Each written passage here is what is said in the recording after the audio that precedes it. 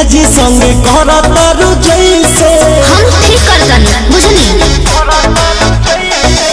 फगुओ के दिन केहू करेला का जैसे अपना जीजाजी संगे करतारू जैसे डाले खातिर बैठल बानी काहे डालवावे ना हमके बोला के। अच्छा आज जीजा तोहर रंग मारा चाहिए खाला बुझलो लगतले आए बड़ा केमिकल मिला के हर बार सोते न बता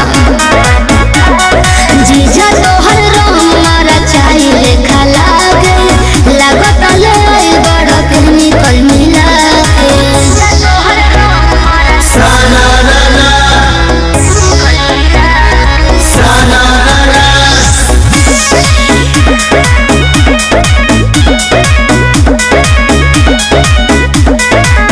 छोड़ा जाए दाए साली खिसियाइल ना जला मन कोरा तारू अतना भाव खाइल ना जला।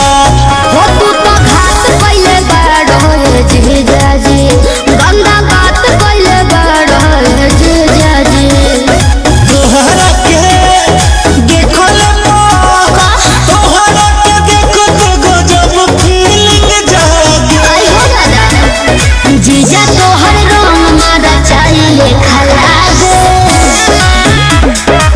ओहो लगतले आइल बड़ा केमिकल मिला के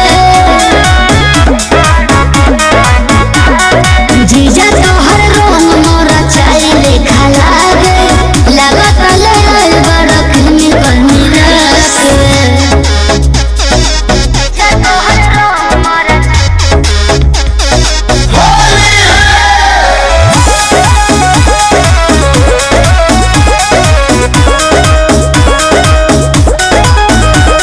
स्पेशल हो बरांड नुकसान न करी रहुआ जाना था बाटे घोरल हमारी रंगरा ओहो, छोड़ी। अब जिया